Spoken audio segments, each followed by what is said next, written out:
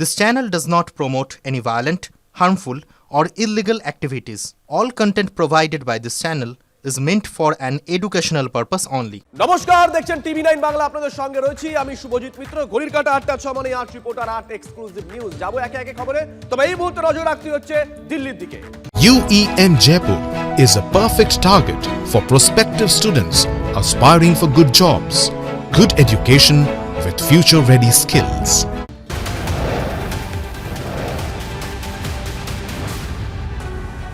আজকের বড় খবর, নজর থাকবে সেদিকে। আইপ্যাক কাণ্ডে আজ সুপ্রিম কোর্টে ইডির মামলা শুনানি। আইপ্যাক কাণ্ডে আজই সুপ্রিম কোর্টে ইডির মামলা শুনানি। মুখ্যমন্ত্রীর বিরুদ্ধে তদন্তে বাধা, ফাইল ছিনিয়ে নেওয়ার অভিযোগ, সিবিআই তদন্ত হয়েছে সুপ্রিম কোর্টে মামলা ইডির আজ শুনানি। জ্যোতির্ময় আমাদের সঙ্গে রয়েছেন টেলিফোন, আমাদের সহকর্মী। জ্যোতির্ময়, দেখো গতকাল আমরা দেখেছিলাম সাময়িক একটা বোধহয় জয়ের হাসি অন্তত কলকাতা হাইকোর্টে হেসেছিল ইডি, কিন্তু শেষ যুদ্ধ জয় যদি করতে হয় তাহলে সুপ্রিম কোর্টের দিকে তাকিয়ে থাকতে হবে। অস্ত্র কি কি? দেখো, সুপ্রিম কোর্টে মুখ্যমন্ত্রী সহ রাজ্যের chief secretary, DG, Kolkata police commissioner, deputy police commissioner সবার বিরুদ্ধে আইনি পদক্ষেপ করার জন্য আবেদন জানিয়েছে ইডি। তাদের অভিযোগ যে স্বয়ং মুখ্যমন্ত্রীর নেতৃত্বে প্রতীক জৈনের বাড়িতে, অফিসে যখন তল্লাশি চলছিল তখন সশস্ত্র পুলিশ আধিকারিকরা সেখানে পৌঁছয় এবং শীর্ষ আধিকারিকদের উপস্থিতিতে গুরুত্বপূর্ণ নথি, ইলেকট্রনিক গেজেট সমস্ত কিছু হাতিয়ে নিয়ে যাওয়া হয়েছে, যাকে কোট আনকোট ডাকাতির তকমা শুধুমাত্র ইডি দেয়নি, সেই ডাকাতির ধারা পর্যন্ত দেওয়া হয়েছে মুখ্যমন্ত্রী সহ রাজ্যের শীর্ষ আধিকারিকদের বিরুদ্ধে। এবং ইডির এক্ষেত্রে বক্তব্য, যদি পশ্চিমবঙ্গের মুখ্যমন্ত্রীর বিরুদ্ধে ব্যবস্থা গ্রহণ করা না হয় তাহলে আগামী দিনে দেশের যে কোনো প্রান্তে যেখানেই কেন্দ্রীয় তদন্তকারী সংস্থা তারা তল্লাশি করবে সেখানেই তাদের বিরুদ্ধে এহেন আচরণ করতে পারে সেই জায়গাকার মানুষ বা রাজনৈতিক নেতারা। স্বাভাবিকভাবেই নজির সৃষ্টির জন্য এক্ষেত্রে হস্তক্ষেপ করা উচিত সুপ্রিম কোর্টে। অপরদিক থেকে আমরা দেখেছি যে রাজ্য সরকার তারা ইতিমধ্যে একটি গ্যাজেট ফাইল করে রেখেছে, অর্থাৎ যখনই এই মামলার শুনানি হবে তখনই রাজ্য সরকারের বক্তব্য শুনতে হবে। আর এই আবহেই আজকে প্রশান্ত কুমার মিশ্রা এবং বিপুল এম পাঞ্চলির বেঞ্চে এই মামলার শুনানি রয়েছে। আমাদের নজর থাকবে যে কলকাতা হাইকোর্টের পরে আজকে সুপ্রিম কোর্টে এই মামলার শুনানির গতি প্রকৃতি কোন দিকে যায়। ধন্যবাদ। কলকাতা হাইকোর্টে কি হয়েছে?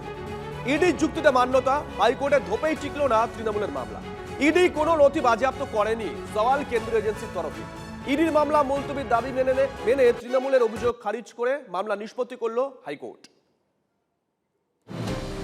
বৃহস্পতিবার সুপ্রিম কোর্টে অন্যতম হাই ভোল্টেজ মামলার শুনানি।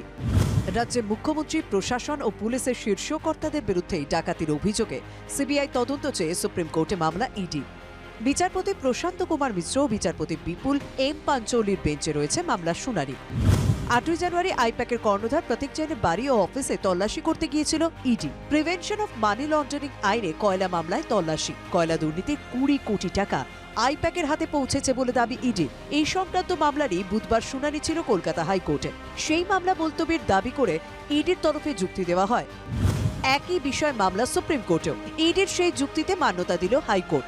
অল ইন্ডিয়া তৃণমূল কংগ্রেস যে রিট পিটিশনটা ফাইল করেছিল তাতে প্রথমে আর্গুমেন্ট হয়েছিল মেইনটেনেবিলিটি এটসেট্রা এটসেট্রা, এবং সেকেন্ড পিটিশনটার জন্য অ্যাডজর্নমেন্ট চেয়েছিল বিকজ সুপ্রিম কোর্টে ম্যাটার পেন্ডিং আছে বলে।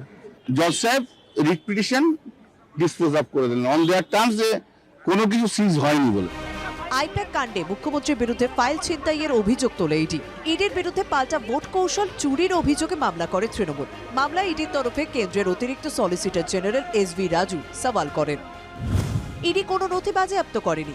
ইডির পঞ্চনামায় বাজেয়াপ্ত করার কোনো উল্লেখ নেই। মমতা বন্দ্যোপাধ্যায় নিজেই যাবতীয় নথি বেআইনিভাবে নিয়ে গিয়েছিলেন। মুখ্যমন্ত্রীকে পক্ষ না করলে এই মামলা গ্রহণযোগ্যই নয়।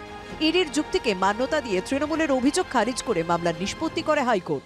আদালত তো আপনাকে থাপ্পড়টা দিলেন, আমাদের টাকা খরচা হচ্ছে, ট্যাক্সপেয়ারের টাকা খরচা করে এক একটি দামি দামি আইনজীবী তাদের লক্ষ লক্ষ টাকা দিয়ে করছেন, ইন্ডাক্ট করছেন, কিন্তু লাভের লাভ এটাই হলো যে বাংলার মানুষ বুঝলো যে এবারও আপনি নাটক করেছেন, অসত্য কথা বলেছেন। তৃণমূল মানুষের কাছে পরিষ্কার, তৃণমূল কোনো ব্যাকফুট ট্যাকফুটে না। তৃণমূল ওরা লুকিয়ে চুরিয়ে আমাদের তথ্য ভান্ডার সরাতে গেছিল। তৃণমূল নেত্রী ফ্রন্ট ফুটে খেলেছেন, দিনের আলোয় খেলেছেন, জনগণের চোখের সামনে খেলেছেন। হাইকোর্টে তো নিষ্পত্তি হলো, এবার সুপ্রিম কোর্টের দিকে নজর সব পক্ষের। Bureau report, TV nine Bangla.